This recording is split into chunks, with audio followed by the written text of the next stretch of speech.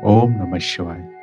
आज हम श्री रुद्र संहिता तृतीय खंड से 13वां अध्याय सुनेंगे, जिसका नाम है पार्वती शिव का दार्शनिक संवाद।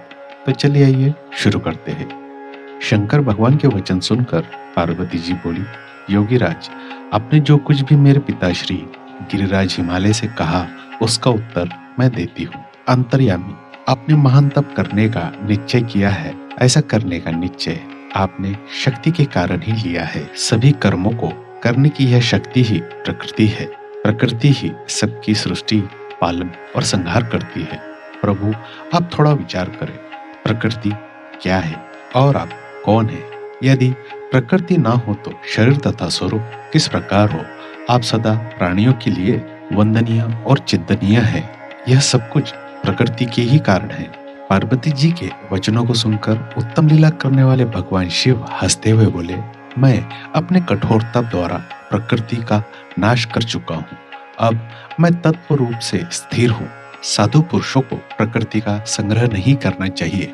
भगवान शिव के इस प्रकार के वचनों को सुनकर पार्वती हंसती हुई बोली, हे करुणा निधान कल्याणकारी योगीराज, आपने जो कहा क्या वह प्रकृति नहीं है?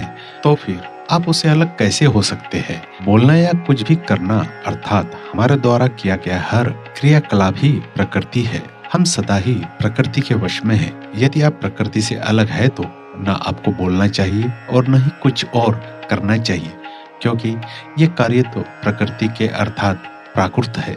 भगवान, आप हंसते, सुनते, खाते, देखते और करते हैं, वह सब भी तो प्रकृति का ही कार्य है। इसलिए व्यर्थ के वाद विवाद से कोई लाभ नहीं है।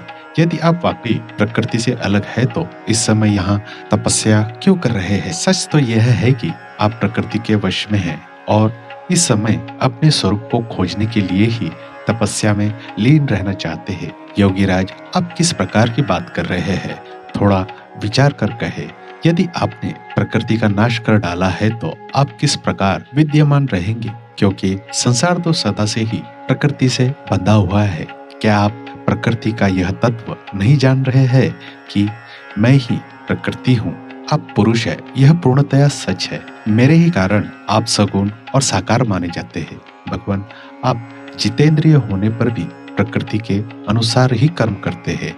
हे महादेव, यदि आप यही मानते हैं कि आप प्रकृति से अलग है तो आपको मेरे किसी भी सेवा से और किसी भी प्रकार से डरना नहीं चाहिए। पार्वती के मुख से निकले हुए सांख्य शास्त्र में डूबे हुए वचन सुनकर भगवान शिव निरुत्तर हो गए। तब उन्होंने पार्वती जी को अपने दर्शन और सेवा करने की आज्ञा प्रसन्नता पूर्वक प्रदान कर दी। तत्पश्चात भगवान शिव पर्वतराज हिमालय से बोले, हे गिरिराज हिमालय, मैं तुम्हारे इस शिखर पर तपस्या करना चाहता हूँ। कृपया मुझे इसकी आज्ञा प्रदान करें। देवाधीश देव भगवान शिव के इस प्रकार के वचनों को सुनकर गिरिराज हिमालय दोनों हाथ जोड़कर बोले, हे महादेव, यह पूरा संसार आपका ही है।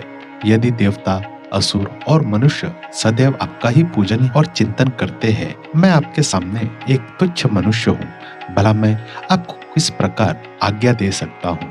प्रभु, यह आपकी इच्छा है। आप जब तक यहाँ निवास करना चाहे कर सकते हैं। गिरिराज के इन वचनों को सुनकर भगवान शिव मुस्कुराने लगे और आदर पूर्वक हिमालय से बोले, अब आप जाइए। अब हमारी तप करने की इच्छा है। तुम्हारी कन्या नित्य आकार मेरे दर्शन कर सकती है और मेरी सेवा करने की भी मैं उसे आज्ञा देता हूँ। लोक कल्याणकारी भगवान शिव के इन वचनों को सुनकर हिमालय और पार्वती जी बहुत प्रसन्न हुए। उन्होंने त्रिलोकीनाथ भगवान शिव को नमस्कार किया और अपने घर लौट गए। उसी दिन से पार्वती जी प्रतिदिन भगवान शिव के दर्शन के लिए वहां आती। उस समय उनके साथ उनकी दो सखियां भी वहां जाती और भक्ति पूर्वक शिव जी की सेवा करती। वे महादेव के चरणों को धोकर उस चरणामृत को पीती थी। तत्पश्चात उनके चरणों को पोंछती, फिर उनका षोडशोपचार अर्थात 16 उपचारों से विधिवत पूजन करने के पश्चात अपने घर वापस लौट आती। इस प्रकार प्रतिदिन शिव का पूजन करते हुए बहुत समय व्यतीत हो गया। कभी कभी पार्वती जी अपनी सखियों के साथ वहां भक्ति पूर्वक उनके भजनों को भी गाती थी। एक दिन सदाशिव ने पार्वती जी को इस प्रकार अपनी सेवा में तत्पर देखकर विचार किया कि जब इनके हृदय में उपजे अभिमान के बीज के अंकुर का नाश हो जाएगा, तभी मैं इनका पानी ग्रहण करूंगा। ऐसा सोचकर लीलाधारी भगवान शिव पुनः ध्यान में मग्न हो गए, तब उनका मन चिंता मुक्त हो गया। तब देवी पार्वती भगवान शिव के रूप का चिंतन करती हुई भक्ति भाव से उनकी सेवा करती रहती। भगवान शंकर भी शुद्ध भाव से पार्वती को प्रतिदिन दर्शन देते थे। इसी बीच इंद्र और अन्य देवता व मुनि ब्रह्मा जी के पास पहुंचे। ब्रह्मा जी की आज्ञा से कामदेव हिमालय पर्वत पर गए। सभी देवताओं के कार्य की सिद्धि हेतु काम की प्रेरणा से वे पार्वती शिव का सहयोग कराना चाहते थे।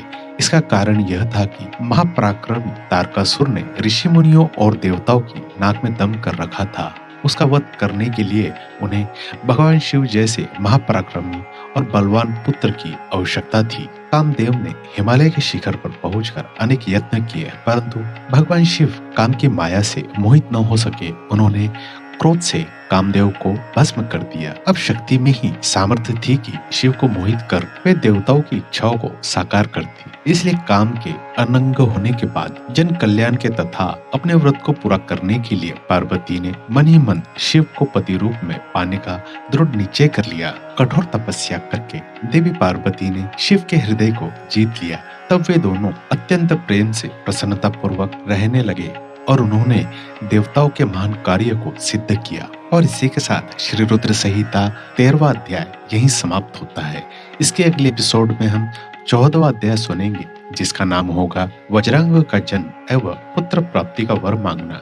मुझे आशा है आप उस एपिसोड को भी जरूर सुनेंगे। दोस्तों, अगर आपको यह जानकारी अच्छी लगी हो तो कृपया मेरे इस चैनल को सब्सक्राइब करें और शेयर करें। आपको यह जानकारी सुनने के लिए मैं दिल से धन्यवाद करता हूँ।